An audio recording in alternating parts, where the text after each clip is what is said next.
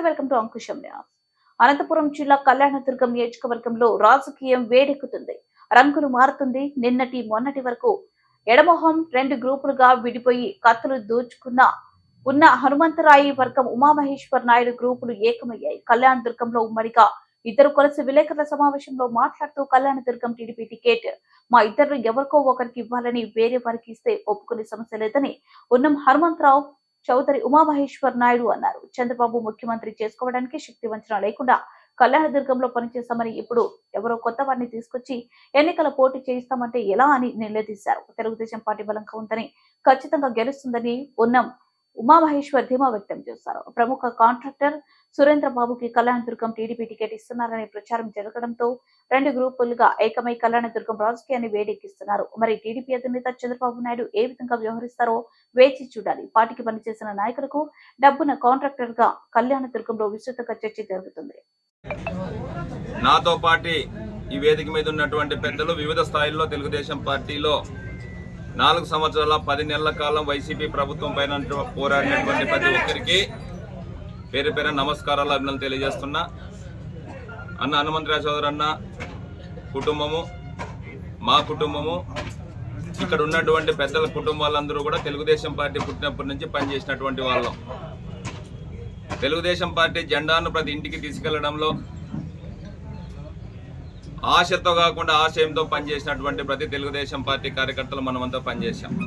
కళ్యాణదుర్గం నియోజకవర్గం అంటే తెలుగుదేశం పార్టీ అనేలా పనిచేశాం. ఎస్సీ నియోజకవర్గాల్లో ఉన్నప్పటి నుంచి ఇప్పటి వరకు కూడా ఎన్ని ఇబ్బందులు ఉన్నా, ఎన్ని సమస్యలు ఉన్నా, మనం అందరూ వ్యవసాయదారులం, రైతు కుటుంబంలో ఉన్నటువంటి వాళ్ళం, మనం అందరూ కలిసికట్టుగా పనిచేశాం.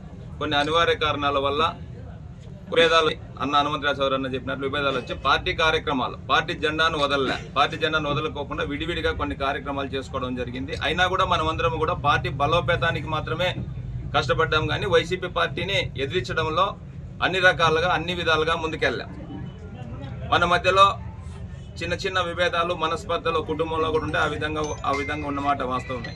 కానీ దాన్ని ఆసరా చేసుకొని కొంతమంది వ్యాపారస్తులు కళ్యాణదుర్గం నియోజకవర్గంలో వాళ్ళ మధ్య చిచ్చులు ఉన్నాయి, అక్కడ మాకు వర్కౌట్ అవుతుందేమనే ఆలోచనతో, తెలుగుదేశం పార్టీని మేము కొన్నాము అనే ఆలోచనతో రకరకాల దుష్ప్రచారం చేసి గత 15 రోజుల నుంచి నియోజకవర్గ వ్యాప్తంగా కార్యకర్తలను, నాయకులను అయోమయంలోకి గురి చేసినటువంటి సందర్భం ఉంది. ఈ సందర్భంలో తెలుగుదేశం పార్టీ కార్యకర్తల మనోభావాల ప్రకారం మా ఇద్దరికి సంబంధించిన అభిప్రాయాలు పక్కకు పెట్టి తెలుగుదేశం పార్టీ బలోపేతం చేయడానికి, రాష్ట్రంలో ఈ వైసీపీ ప్రభుత్వాన్ని నిర్మూలించడానికి, తెలుగుదేశం జెండా కళ్యాణదుర్గంలో ఎగిరేయడానికి, చంద్రబాబు నాయుడు గారిని ముఖ్యమంత్రిని చేయడానికి మేమందరము కలిసి ఏకమై తెలుగుదేశం పార్టీని కళ్యాణదుర్గం నియోజకవర్గంలో ఎగిరేయాలని చెప్పి నిశ్చయానికి వచ్చాం.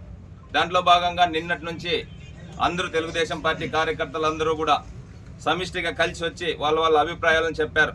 అందరి అభిప్రాయం కూడా మనమందరూ ఏకాభిప్రాయంగా వెళ్ళాలి, తెలుగుదేశం జెండా ఎగిరేయాలి.